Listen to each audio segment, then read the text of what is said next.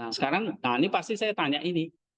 Minggu pertama Prapaskah Agung, misalnya kalian baca tentang iman dari Palamas, Gregorius Palamas. Sofia, apa yang kamu pelajari?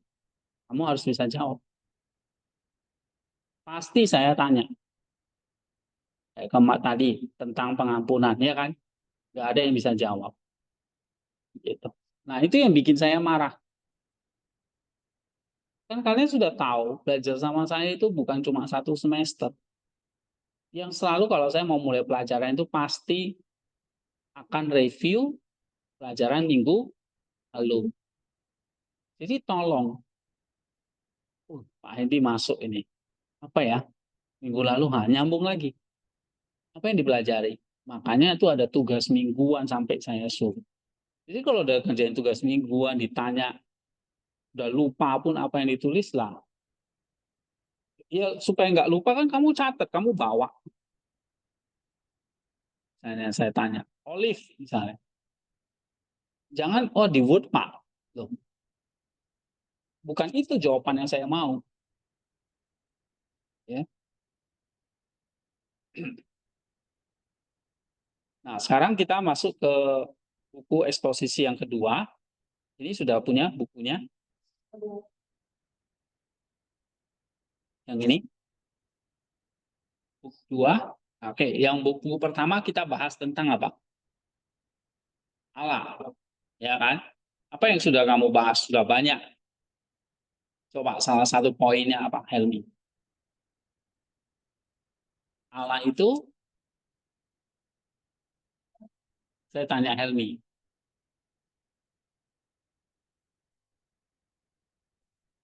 Sifat-sifat Allah. Allah itu punya sifat-sifat. Allah itu satu. Allah itu incomprehensible. Allah itu Tritunggal. Allah itu berinkarnasi. Iya kan? Allah itu punya Roh Kudus.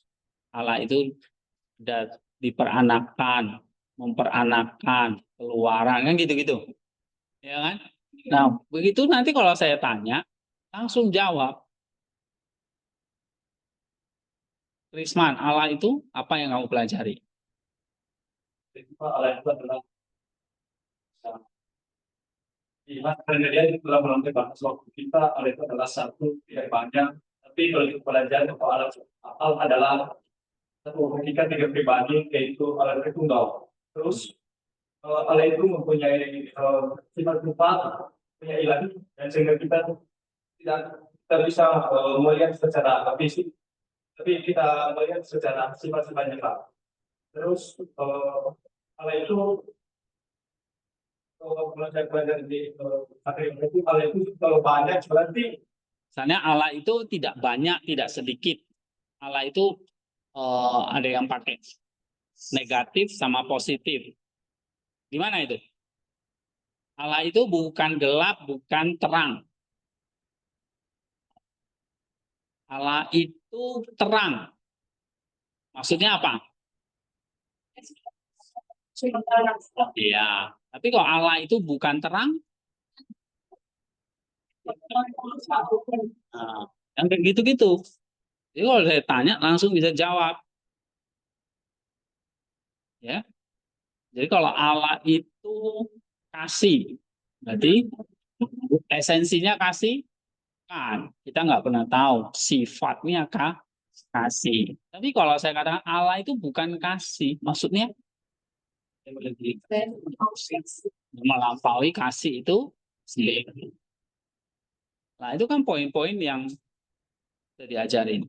Ya, nah sekarang kita masuk ke buku 2. Ini tentang penciptaan, tentang manusia, ya, tentang pemeliharaannya. Nah, ini doktrin yang kedua.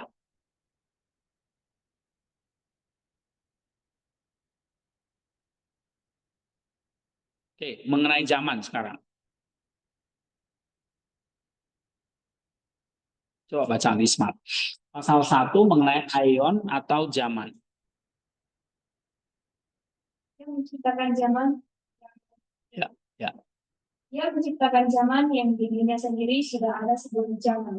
Disebut oleh Daud, dari zaman ke zaman engkau ada.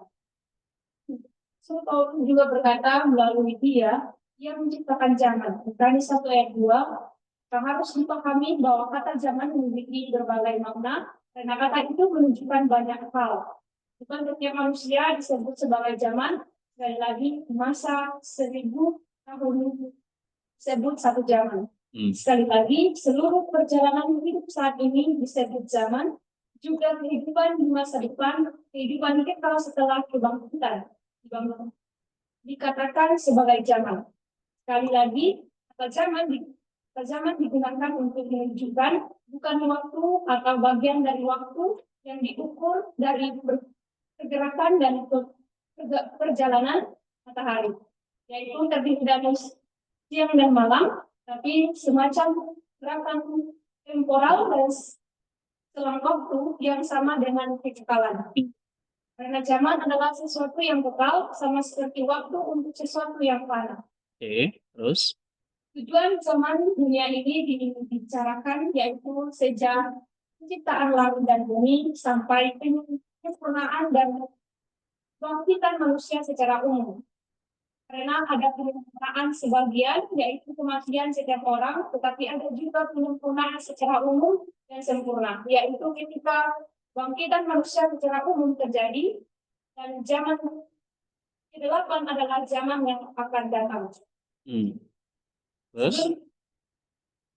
Sebelum dunia ini terbentuk, ketika ia belum ada matahari yang memisahkan siang dan malam, tidak ada zaman yang dapat diukur, tetapi ada semacam gerakan dan selang waktu temporal yang sama panjangnya dengan kekekalan.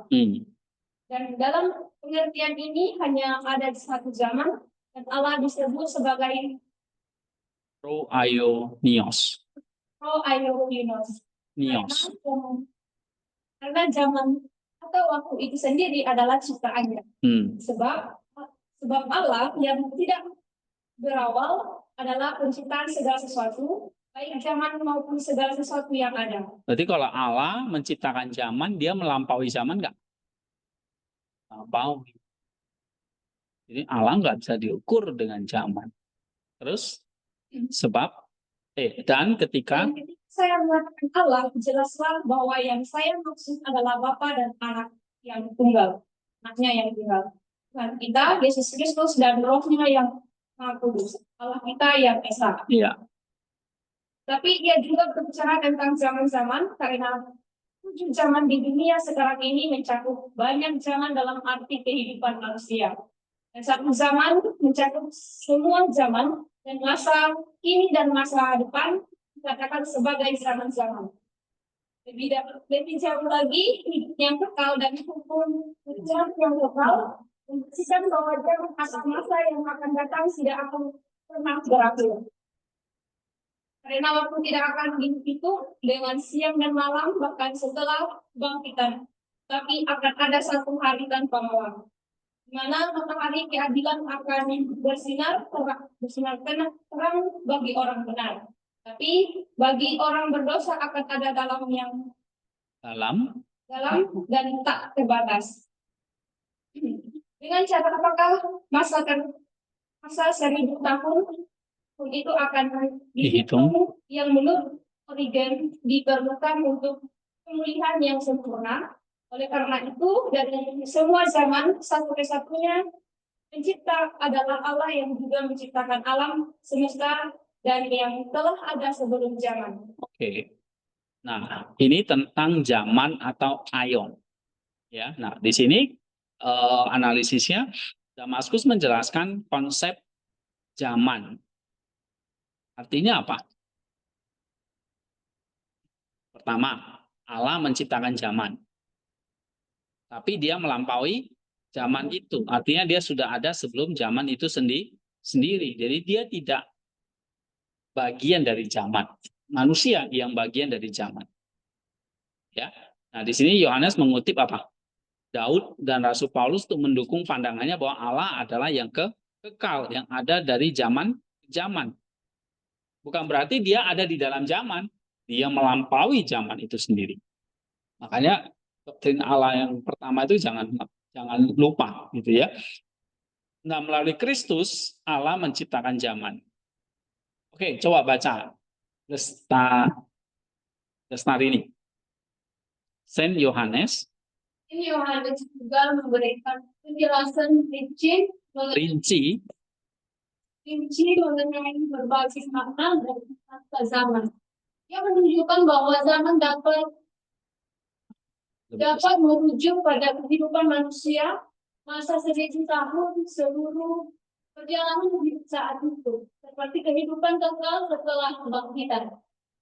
Lebih lanjut, dia menjelaskan bahwa sebelum penciptaan dunia, ketika matahari belum memisahkan siang dan malam, tidak ada zaman yang dapat diukur. Namun, ada semacam gerakan temporal yang setara dengan kekekalan yang menciptakan konsep zaman yang tidak berawal dan tidak berakhir. Terus Yohanes menjelaskan bahwa dunia ini terdiri dari tujuh zaman yang mencakup ciptaan hingga kebangkitan manusia. Nah, 7 zaman itu apa saja tadi? Pertama, 7 zaman itu apa saja?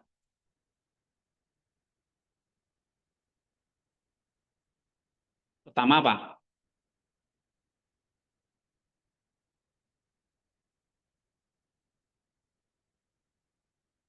Nanti di sini dia akan jelasin ya. Jadi kita tahu zaman yang pertama itu apa? Zaman penciptaan, zaman Adam dan Hawa. Ya. Oke, terus terakhir apa nanti? Kebangkitan manusia secara umum. Itu zaman ke-7. Dunia ini dibagi 7 zaman, ya. Terus dia juga menyebutkan adanya zaman ke-8 yang merupakan masa yang akan datang dan menegaskan bahwa Allah adalah penciptaan satu-satunya dari semua zaman. Nah, nanti ada zaman ke-8, itulah zaman kekekalan. Ya. Kita ini sekarang ada di zaman ke-6 menuju zaman ke-7, nanti zaman ke-7 terjadi masuk ke zaman ke-8. Itu pembagian ion atau zaman. Ya. Nah, kita perlu refleksikan, coba baca lagi. Penjelasan Saint Yohanes dan Damaskus tentang zaman mengundang kita untuk konsep kekekalan dan keberadaan Allah yang melampaui batas waktu. Pemahaman bahwa Allah sudah ada sebelum waktu kan sifat kekal dan terbatas dari keberadaan Tuhan.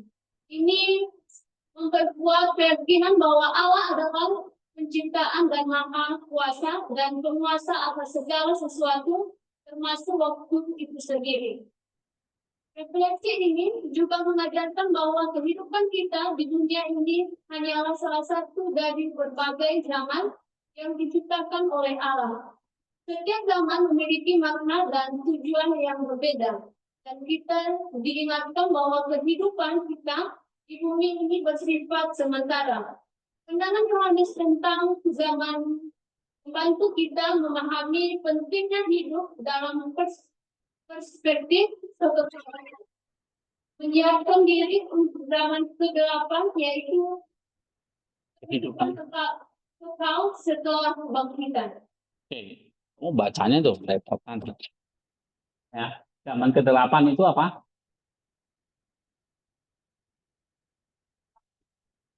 Setelah kebangkitan. Terus baca yang lancar dengan bahwa Allah menciptakan dari semua zaman, kita diajar dan kepercayaan kepadanya. Dia adalah yang kekal dan tidak batas. Ini juga mengingatkan kita untuk tidak terlalu terikat pada hal-hal duniawi yang sementara, tapi fokus pada kehidupan rohani yang abadi. Konsep tentang satu hari tanpa malam setelah kebangkitan, di mana matahari keadilan bersinar bagi orang benar, memberikan harapan bagi orang yang percaya. Ini menggambarkan kehidupan kekal dalam terang kasih itu Tuhan yang sempurna. Sebaliknya, bagi orang berdosa, malam yang mendalam dan tak terbatas menjadi peringatan akan konsekuensi dari hidup yang tidak sesuai dengan kehendak Allah. Terus? Secara keseluruhan, penjelasan Saint Yohanes mengajak kita untuk menemukan keberadaan kekal Allah dan bagaimana kita menjelaskan diri kita saat ini dalam persiapan untuk kehidupan yang akan datang. Kita diajak untuk memperdalam iman dan kepercayaan kepada Allah, serta hidup sesuai dengan ajarannya, agar kita dapat menikmati kehidupan kekal yang penuh berkat dalam terangnya. Iya. Nah, dari sini tentang zaman, apa yang kamu akan refleksikan? Ini kan kalau berapa poin nih? 1, 2, 3, 4, 5. 4 poin lah. Poin pertama apa?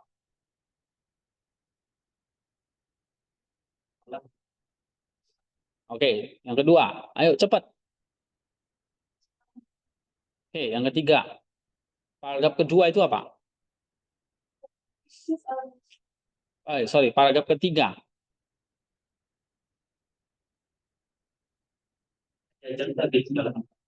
Iya, jangan terikat pada hal-hal duniawi sementara, tapi fokus pada kehidupan rohani yang abadi. Karena ada zaman ke-8 itu. Ya, kalau zaman 1 sampai 7 itu akan berlalu. Tapi zaman ke-8, ya, maka Kristus menjanjikan ada kehidupan kekal zaman ke-8. Ya, ada hari pertama sampai hari ke-7. Hari ke-7 itu hari Sabat. Nah, setelah itu kebangkitan hari ke-8 istilahnya. Oke, lalu paragraf terakhir.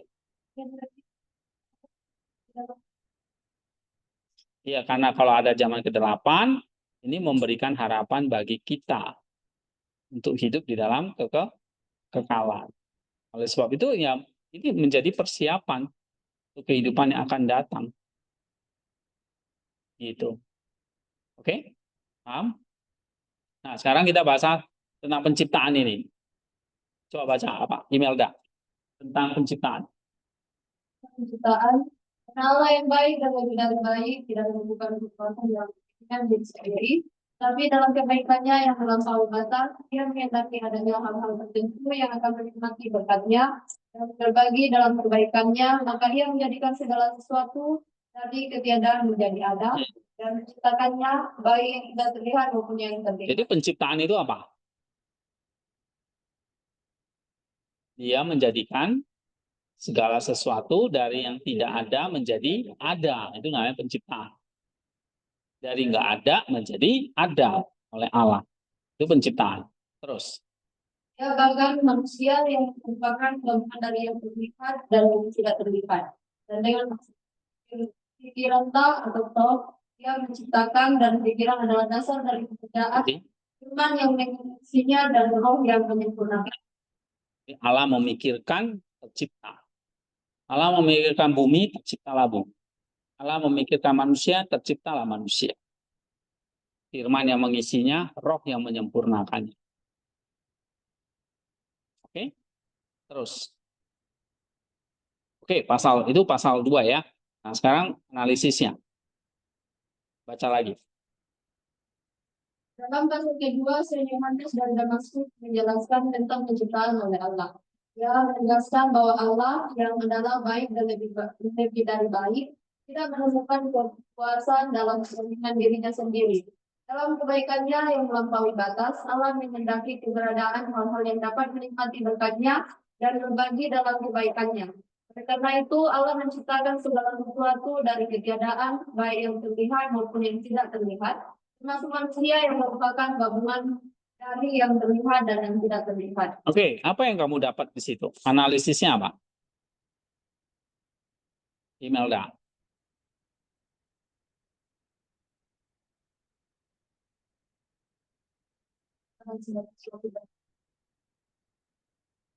Oke, itu satu poin. Poin berikutnya apa? Ini gimana menganalisisnya nih? Misalnya anggaplah ini tulisan Damaskus nih. Ya kan? Nah, lalu saya suruh kalian analisis. Nah, ini analisis contohnya kayak gini. Tapi ini kan udah jadi. Kalau saya suruh kalian bikin, berarti kamu harus tarik inti-intinya. Misalnya apa tadi? Allah menciptakan itu bukan berarti Allah tidak puas. Ya kan? Nah, ini kan diambil dari ini.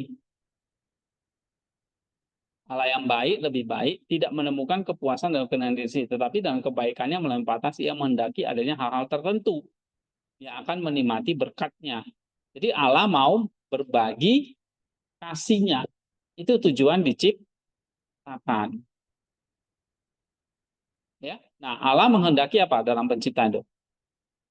Ciptaannya itu bisa menikmati berkatnya dan berbagi dalam. Nah, berarti itu tujuan Allah menciptakan. Oke. Nih. Yang kedua, nih coba. Anda menjelaskan bahwa Allah menciptakan dengan pikiran, di mana pikiran dasar dari pekerjaan penciptaan.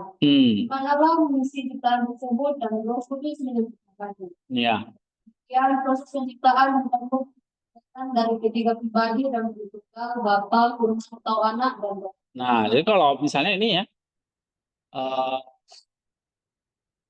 paragraf ini, ya kan? Jadi kalau kalian disuruh analisis berarti apa ini? Penciptaan itu melibatkan ketiga pribadi dalam terhitung tunggal, yaitu Bapa sumbernya memikirkan, Allah menciptakan dengan pikiran, pikiran menjadi dasar dari pekerjaan penciptaan, pikiran itu, firman itu mengisi ciptaan tersebut, Roh menyempurnakannya. Itu. Ya, itu penciptaan. Jadi poin-poinnya kamu tulis di sini. Oh, penciptaan itu artinya apa? Ini mencakup ketiga pribadi. Ini kan jadi 2 poin gitu, atau 2 paragraf kan? Nah, apa yang kamu bisa refleksikan? Coba baca. Jelasan saya menulis dan Damaskus tentang penciptaan mengajarkan kita beberapa pelajaran penting tentang sifat Allah dan penciptaan alam semesta. Pertama, kita diajar untuk merenungkan kebaikan Allah yang melampaui batas. Iya. Allah tidak puas dengan keinginan atau keberadaan dirinya sendiri. Iya, sebetulnya Allah nggak perlu menciptakan. Tapi karena dia ingin berbagi, maka dia menciptakan. Ya kan? Coba baca lagi. Tetapi dia dengan penuh kasih menciptakan segala sesuatu sehingga ciptaannya dapat dinikmati dan berbagi dalam kebaikan. Nah, itu satu. Oke? Berarti ini mengajarkan kita apa? Penciptaan itu tindakan kasih dan anugerah Allah. Itu refleksi. Ya. Oh, kita lihat penciptaan itu berarti kita personal kita refleksi itu maksudnya kalau di eksegesis tadi itu apa? Langkah keberapa? 8 ya kan? Personal. Atau apa itu? Nih, refleksi atau penghayatannya. Doktrin apa? Penciptaan tadi kan? Nah, terus kita turunkan ke dalam hati. Oke. Nah, apa yang kita refleksikan? Oh, berarti penciptaan ini sebetulnya karya kasih ya, tindakan kasih dan anugerah Allah. Karena Damaskus bilang Allah menciptakan segala sesuatu itu supaya segala sesuatu itu menikmati dan berbagi dalam kasih dia atau kebaikannya. Nah, itu dia. Oke. Yang kedua apa? Baca lagi email. Bahwa segala sesuatu diciptakan dari ketiadaan mengajarkan kita tentang kekuasaan dan kebesaran Allah sebagai pencipta.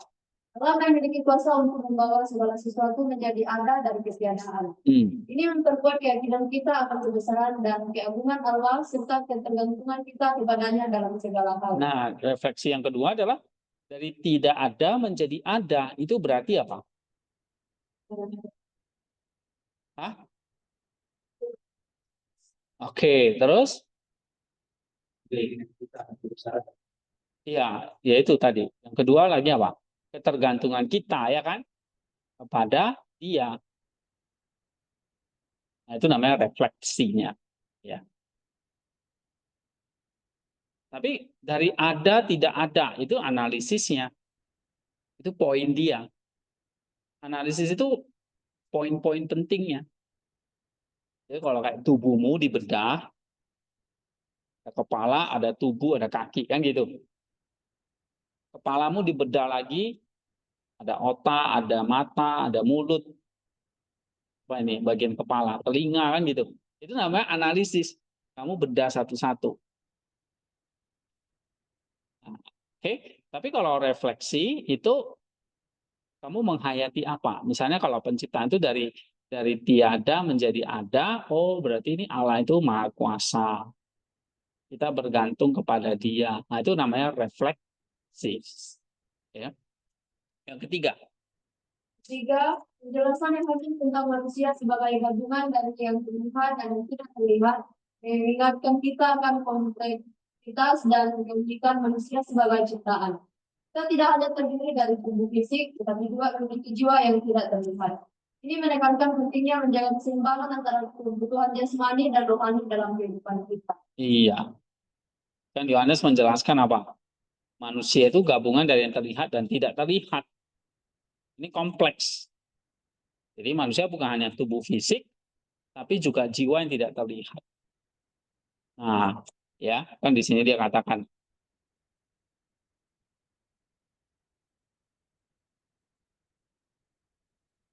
nih, manusia itu gabungan dari apa?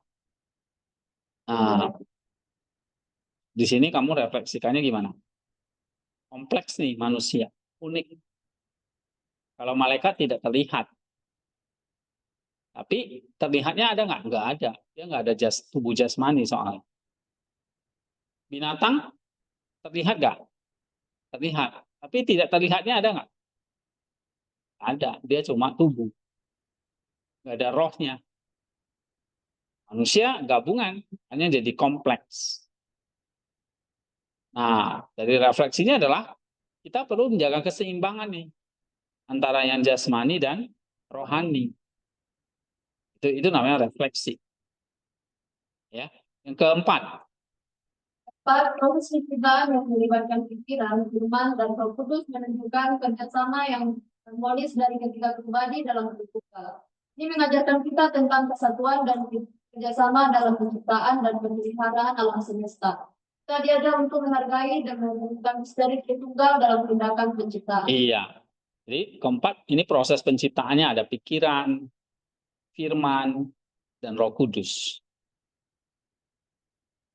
Ya. Waktu Allah berkata, sebelum berkata kan dia punya pikiran kan. Kata-katanya itulah firman. Lalu Roh Kuduslah yang menyempurnakan. Ini peran dari tiga pribadi dalam Tritunggal. Jadi ada kerjasama, ada keharmonisan, ya, ada pemeliharaan. Nah, ini misteri Allah Tritunggal dalam penciptaan. Oke, terus. Secara keseluruhan, refleksi ini mengajak kita untuk lebih memahami dan menghargai kebaikan, kekuasaan, dan kebesaran Allah dalam menciptakan segala sesuatu. Kita dipanggil untuk hidup dalam rasa syukur dan penghormatan terhadap Allah sebagai pencipta, serta menjaga keseimbangan antara aspek jasmani dan rohani dalam kehidupan kita. Dengan demikian, kita dapat menikmati dan berbagi dalam kebaikan Allah yang melampaui batas. Iya, jadi kamu lihat ya, sama kayak eksegesis tadi. Ini pasal 2 ini doktrin dia. Berarti kalau doktrin dia ini di lapisan langkah ke-7. Jadi nggak eksegesis lagi. Dia langsung ke-7 ini, doktrin. Tapi doktrin ini kamu perlu buat analisisnya, kamu ringkas. Atau kamu bikin poin-poinnya. Nah, ini dia. Oh, penciptaan itu kayak gini, gini, gini. Poin 1, 2, 3. Nah, habis itu kamu refleksikan.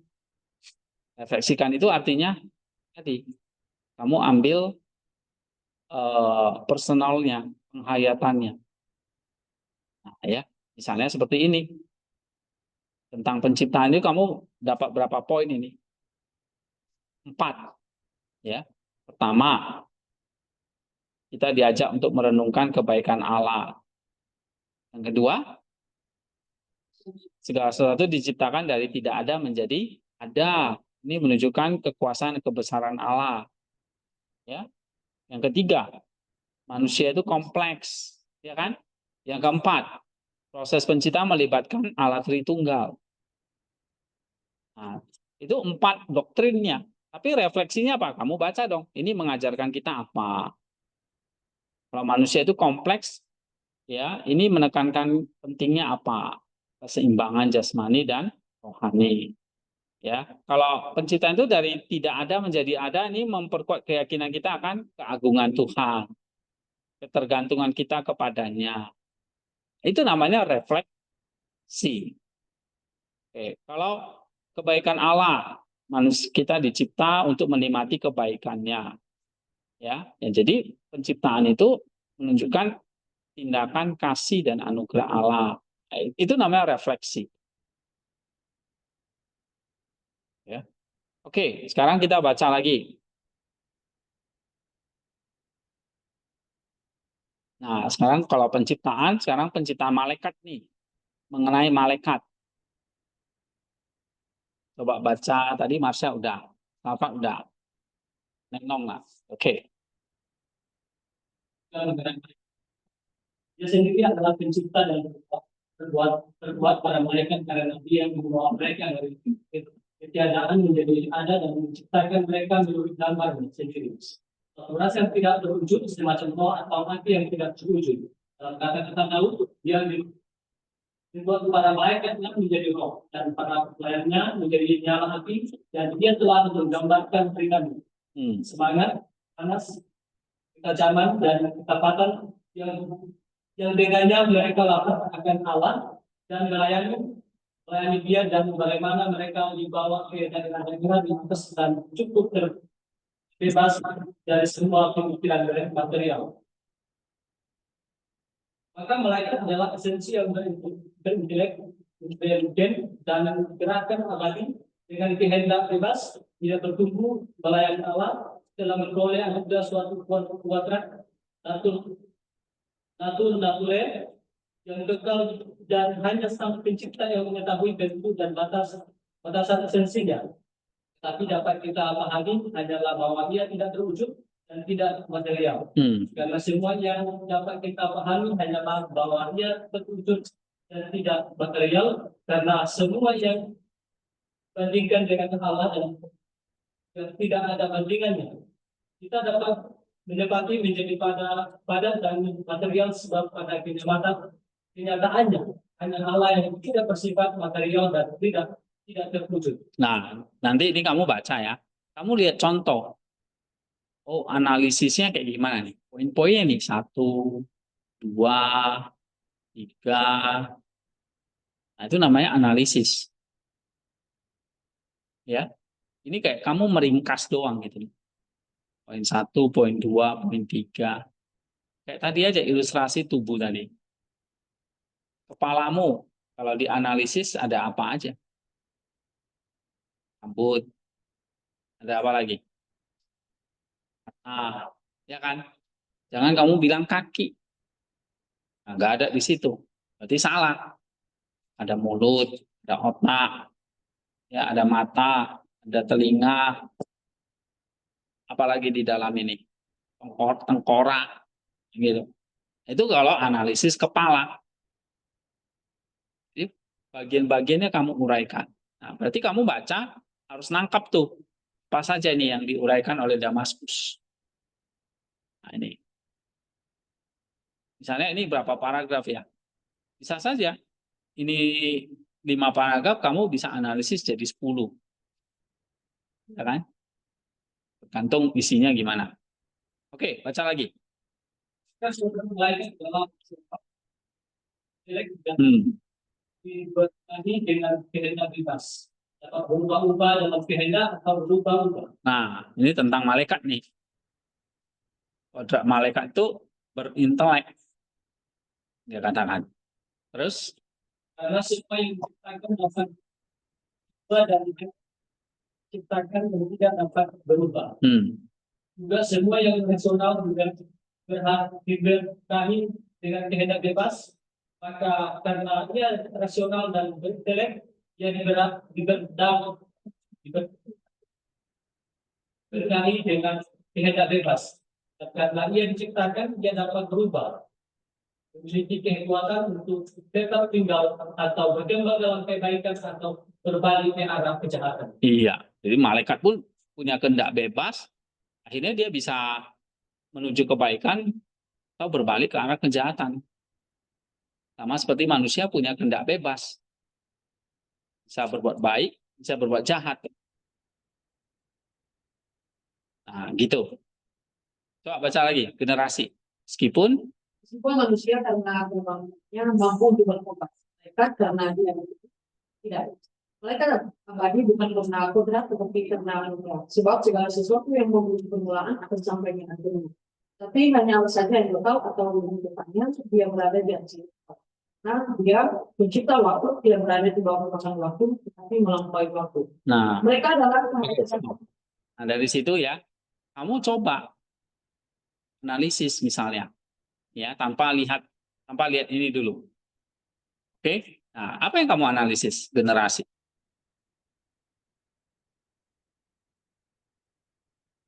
Malaikat itu abadi, karena dia roh, ya kan? Tapi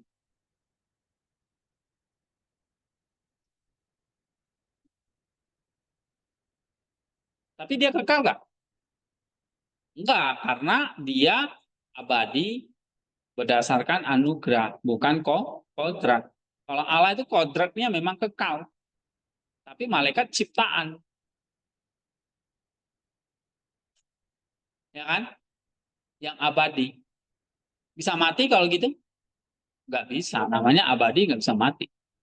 Hidup selamanya. Tapi tidak kekal.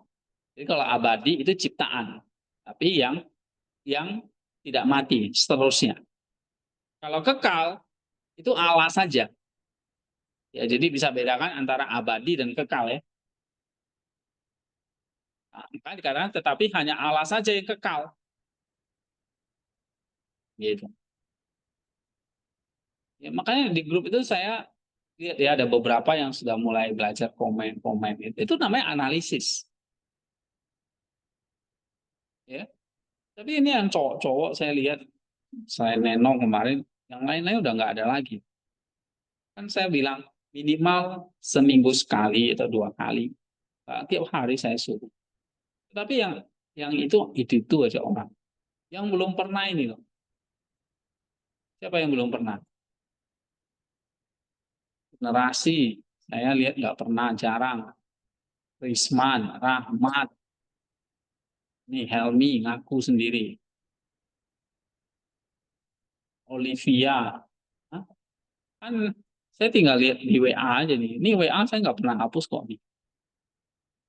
Nih, kemarin siapa? Email, oke. Sophie, Evin,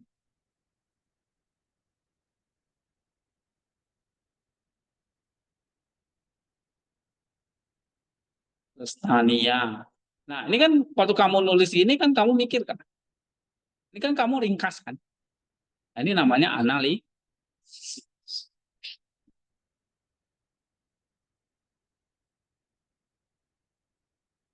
Siapa? Happy. Oh, Rahmat ada. Star ini, email, Evin, ya. Simeon, Iki, Sophie,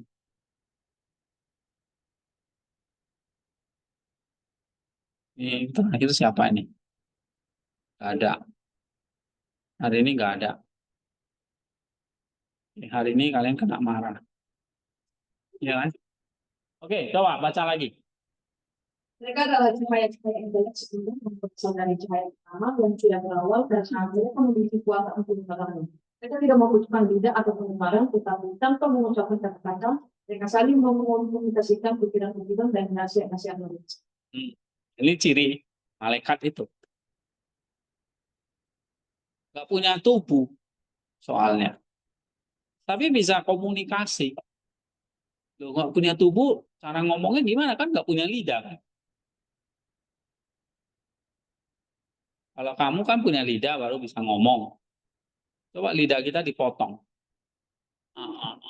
Ya. Tapi malaikat gimana cara ngomong dia? Dia nggak perlu lidah atau mulut untuk ngomong. Tapi komunikasinya dengan apa? Pikiran. Itu. Ya. Terus. Oleh karena itu, melalui firman, semua malaikat diciptakan dan ini pemutusan oleh Yang Kudus, mereka disempurnakan, masing-masing berbagi sesuai dengan nilai dan kontraknya dalam terang dan kesempatan. Iya. Mereka dibatasi karena ketika mereka berada di surga, mereka tidak berada di surga. Dan ketika mereka diutus oleh Allah bumi, mereka tidak di surga. Mereka tidak dibatasi oleh tembok dan uji besi dan materi karena mereka tidak terbatas. Tidak terbatas saya ulangi karena bukan sebagaimana adanya mereka menampakkan diri mereka kepada orang-orang yang layak siapa Allah menghendaki mereka tampak, tapi dalam wujud yang telah berubah yang dapat dilihat oleh orang-orang yang melihatnya. Karena hal itu sendiri secara kudrati atau makhluk alamnya yang sangat tidak terbatas yang tidak diciptakan. Setiap yang diciptakan dibatasi oleh Allah yang menciptakan. Bisa lagi terlepas dari esensi mereka menerima penebusan dari Roh melalui etika ilahi mereka berbuat. Mereka tidak membutuhkan pendidikan karena mereka banyak. Karena mereka berintelek, maka mereka sebenarnya di tempat-tempat mental dan tidak dibatasi memiliki cara tubuh. Karena mereka pada dasarnya tidak memiliki budi tubuh dan tidak diperluas dalam tiga dimensi. Tapi pada posisi manapun mereka ditempatkan, di sana mereka hadir secara intelek dan energi, dan tidak dapat hadir dan berenergi atau bertindak di berbagai tempat pada waktu yang sama. Iya. Apakah mereka sama pada hakikatnya atau berbeda satu sama lain? Kita tidak tahu. Hanya Allah pencipta mereka yang mengetahui segala sesuatu yang tahu. Tapi mereka berbeda satu sama lain dalam terang dan posisi.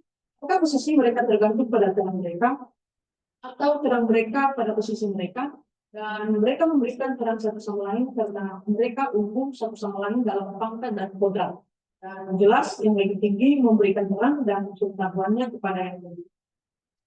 Mereka perkasa dan cepat dalam memenuhi tentang ilahi dan kodrat mereka diberkati dengan ketajaman yang sedemikian rupa sehingga dimanapun pandangan di kandungan itu mereka sudah mereka langsung ditemui.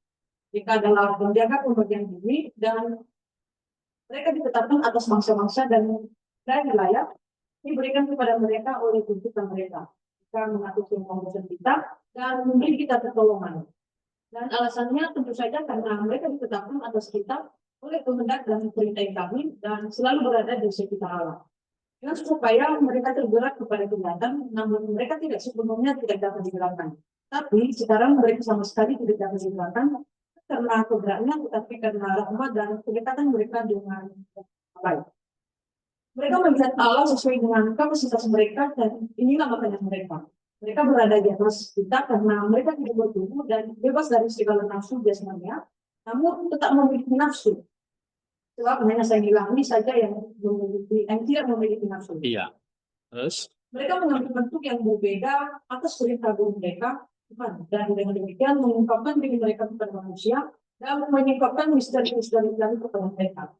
Mereka memiliki surga sebagai tempat tinggal mereka dan memiliki satu tugas yaitu memberikan tujuan bagi Allah dan melaksanakan kehendak Ilahi. Selain itu, seperti yang dikatakan oleh seorang teolog yang kudus, suci dan berbakat, Dionysius dari Areopagus, semua teologi yaitu kitab suci memiliki 9 nama yang berbeda untuk esensi-esensi surgawi. Esensi-esensi yang dikuasai Ilahi dalam hal-hal sakral ini terbagi menjadi 3 kelompok, masing-masing berisi 3. Nah, jadi ada 9 tingkat makhluk malaikat ini ya. Tapi dibagi dalam 3 kelompok. Kelompok pertama, Kelompok pertama katanya terdiri dari mereka yang berada di langsung menyatu. Serafim dengan tenang saya mungkin bermata banyak dan mereka yang singgah sana. jadi kelompok pertama serafim, kerubim, dan singgasana. Ini malaikat yang tertinggi. Ya. Terus Kelompok kedua adalah kerajaan dan kekuasaan dan penguasa. nah, kelompok kedua namanya kerajaan, kekuasaan, dan penguasa. Terus Dan kelompok ketiga yang terakhir adalah para pemerintah, para malaikat agung, dan para malaikat. ya, jadi para malaikat itu paling bawah, malaikat biasa. Di atasnya malaikat agung. Di atasnya lagi pemerintah. Di atas pemerintah penguasa. Di atas penguasa kekuasaan. Di atas kekuasaan kerajaan. Lalu singgah sana. Jadi kamu lihat, kerajaan itu singgah sananya.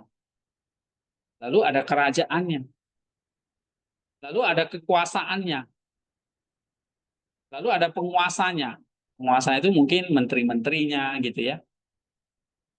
Lalu ada pemerintah. Pemerintah daerah lah, kabupaten dan sebagainya. Oke, malaikat agung.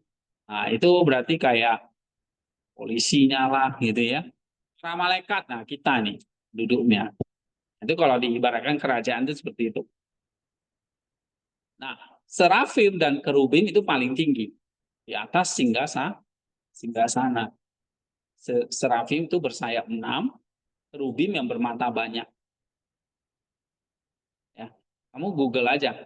Contoh ikon serafim, ikon kerubim itu muncul. Oke. Baca lagi. Beberapa orang seperti Gregory Samjolok mengatakan bahwa semua ini ada sebelum penciptaan hal-hal lain. Dia berpikir bahwa malaikat dengan kekuatan surgawi adalah yang pertama dan berpikir adalah fungsi mereka. Lain sekali lagi berpendapat bahwa mereka diciptakan setelah langit pertama diciptakan. Tapi semua sepakat bahwa itu terjadi sebelum manusia diciptakan. Bagi saya sendiri, saya selaras dengan para teolog.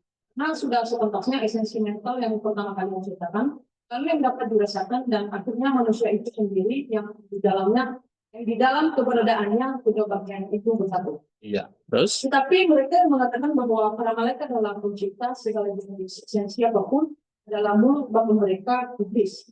Karena mereka adalah makhluk, maka mereka bukanlah pencipta. Tapi dia yang menciptakan, yang memelihara dan mengatur segala sesuatu adalah Allah yang tidak diciptakan, yang dipuji dan dimuliakan di dalam Bapa, Anak, dan Roh Kudus. Oke. Nah, banyak poin ini tentang malaikat. Coba kita lihat di sini ya. Coba baca. Sebelahnya siapa? Oke, Wikipedia. Baca. Kita berpikir dan Yohanes dari Damaskus membahas penciptaan dan sifat malaikat. Yang menjelaskan bahwa Allah adalah pencipta malaikat, membawa mereka dari ketiadaan menjadi ada, menurut gambarnya sendiri. Malaikat digambarkan sebagai roh atau api yang tidak berwujud, yang bersemangat dari Allah. Apa yang kamu baca?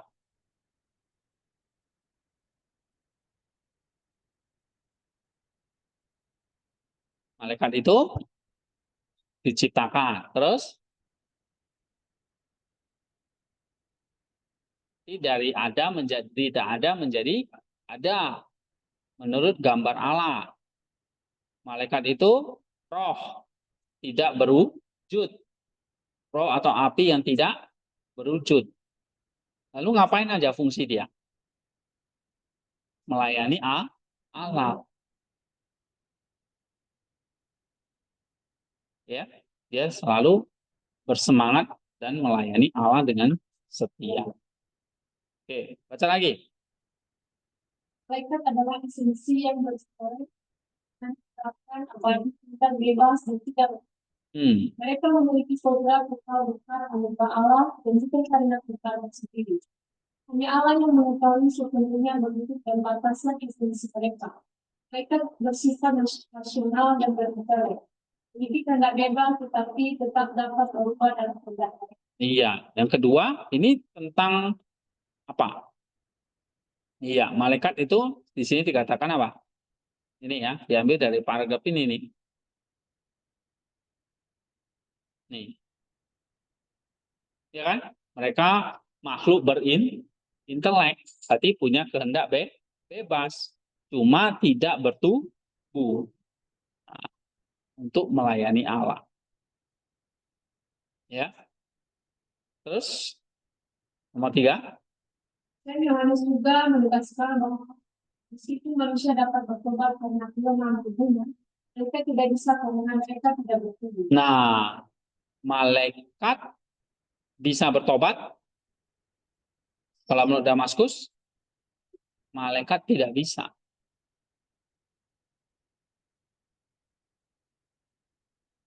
Ya, terus? Mereka abadi bukan karena kodrat mereka, tapi karena anugerah Allah. Nah, mereka abadi karena anugerah, bukan kodrat. Terus? Mereka adalah cahaya intelek yang berasal dari cahaya pertama yang tidak berawal. Mereka bercahaya, tapi cahaya mereka bukan sumbernya, tapi diambil dari Allah. Terus? Dan mereka berkomunikasi tanpa kata-kata fisik. Iya, tadi lewat pikiran tadi, lewat intelek tadi. Terus? Melalui firman, semua malaikat diciptakan dan melalui kemudusan oleh Roh Kudus mereka diciptakan. Iya. Terus? Lebih lanjut, malaikat dibatasi oleh lokasi dan tidak dapat berada di tempat sekali. Iya. Jadi kalau malaikat tuh nggak bisa hadir di sini, di saat yang sama hadir di sana, enggak. Dibatasi oleh tempat atau lokasi. Terus?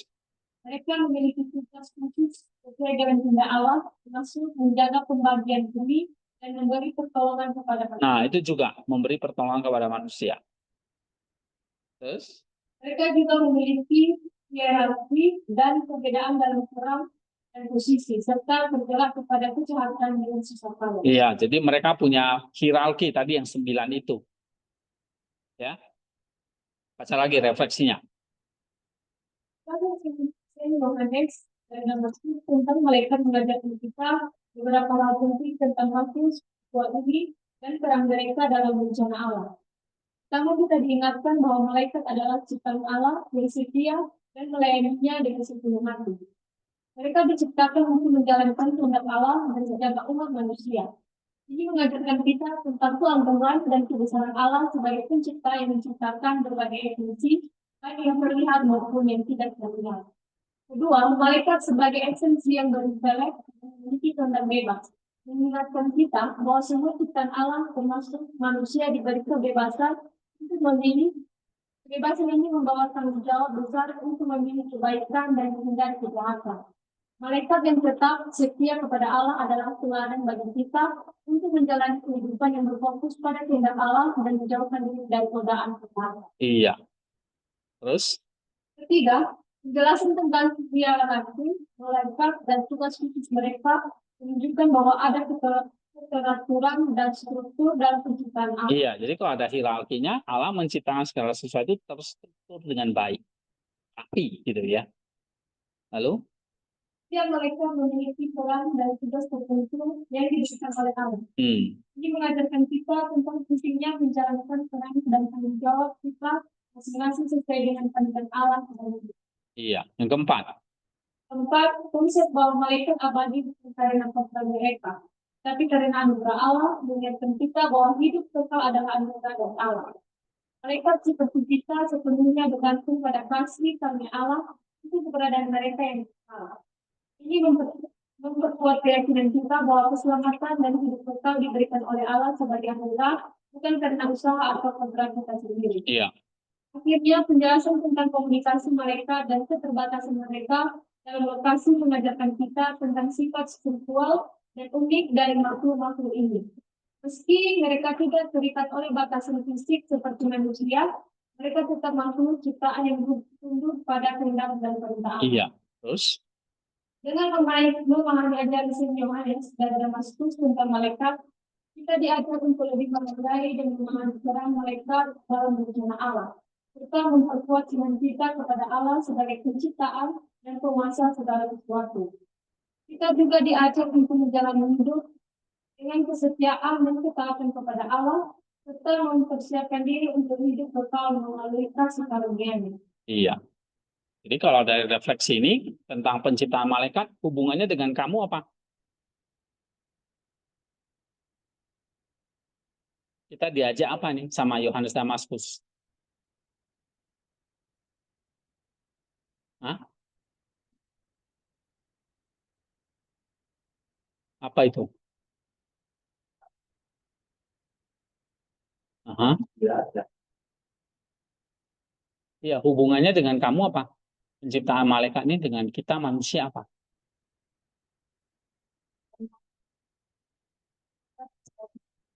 Iya, misalnya salah satunya ada peran malaikat nih dalam rencana Allah untuk manusia. Apa perannya? Memperkuat iman kita. Makanya ada doa-doa yang dipanjatkan juga bersama dengan malaikat.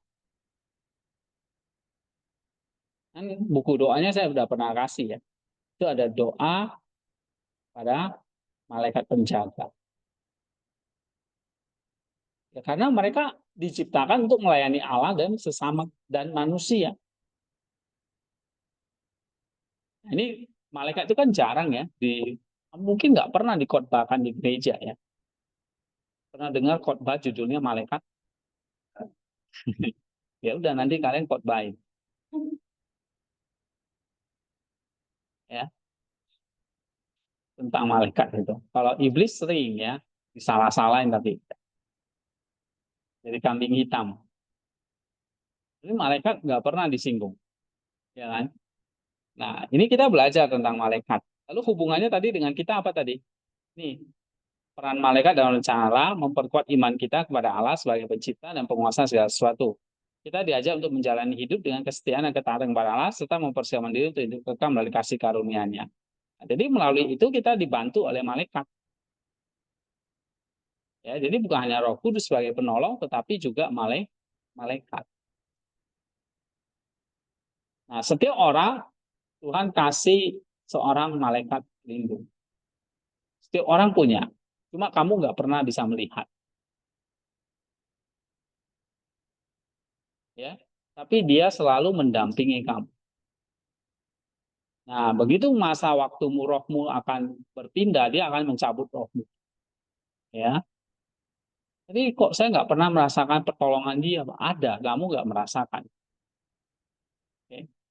Tapi saya kok bisa bebas berbuat dosa, Pak? Di mana malaikat campur tangan? Ya, malaikat membiarkan karena kamu keras kepala,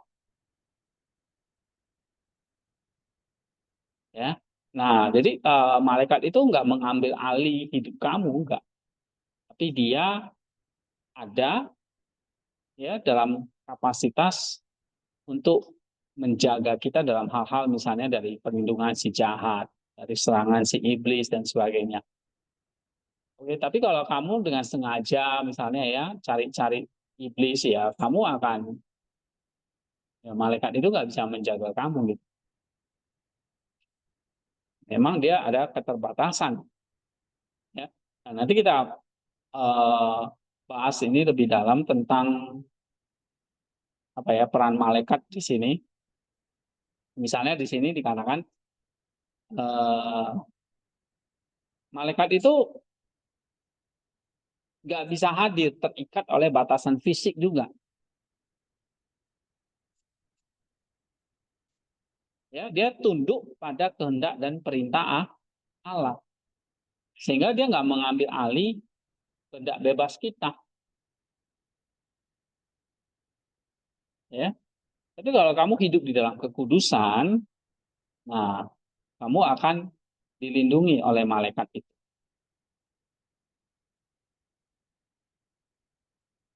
Tapi kalau kamu hidup di dalam dengan kehendak bebasmu melanggar perintah, ya malaikat itu juga tidak bisa berbuat apa-apa.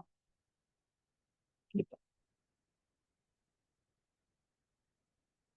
Nah, kamu kalau baca di cerita itu banyak ya, malaikat itu hadir ikut membantu manusia. Misalnya kayak malaikat Mikael, Gabriel, ya kamu lihat dia mengumumkan tentang kehamilan Maria itu malaikat Gabriel. Ketika Yesus berdoa di Taman Getsemani itu malaikat Mikael, Gabriel itu hadir. Ya, ketika apalagi ya dalam cerita dalam kisah Sen itu malaikat Mikael itu juga pernah bertarung ya, melawan dalam kitab Daniel itu dia bertarung melawan si Lucifer. Oke. Malaikat itu juga hadir menjaga Maria yang ketika dia umur 3 tahun diserahkan di bait Allah, malaikat itu memberi makan. Ya, banyak pertolongan-pertolongan malaikat yang terjadi di dalam catatan Alkitab, ya, atau dalam kehidupan orang kudus. Nah, kalau kita hidupnya kudus, kita akan dijaga oleh Dia. Tapi kalau kita hidupnya tidak mau kudus, ya malaikat itu tinggal cabut nyawamu aja nanti suatu saat. Ya. Oke. Nah, jadi di sini dikatakan setiap malaikat punya peran tugas tertentu yang diberikan oleh Allah. Gitu. Ya. Oke, sampai di sini nanti minggu depan kita mau bahas pasal yang keempat. Ya, kita akan lebih cepat nanti tentang roh jahat dan iblis. Oke.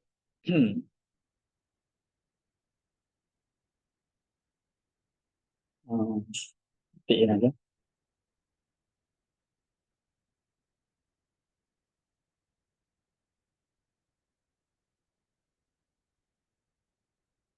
Ya, saya harap kalian bisa apa ya, pelajari misalnya kayak eksegesis atau dogmatik ini, ya, bahan-bahannya supaya kalau kayak dogmatik ini kan saya mulai nanti kalau udah baca mulai cari topik apa yang mau dikerjakan. Nah, itu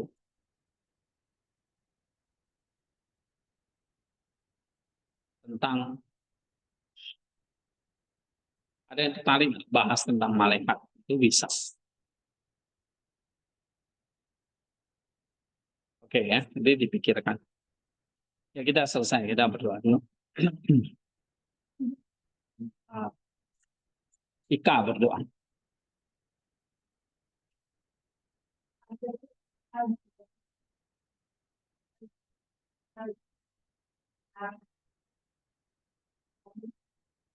Yang lalu, begitu Tuhan, hari ini Tuhan kami sebenarnya ini Tuhan tahu menyelesaikan untuk melakukan usaha ini yang Tuhan menjadikan hari ini tapi yang lain dulu yang beliau hukum boleh beliau beri kepada kami dan kami juga bisa membantu dalam kehidupan kami akan mendengarkan dalam nama Tuhan Yesus Kristus dan kita berdoa. Amin. Oke, nanti saya kasih buku itunya ya, yang ya, Christoph. Nanti ketemu lagi Jumat depan. Nah, saya kasih buku inspirasi kalbu berapa? 9-nya ya. Ini di Google Classroom aja.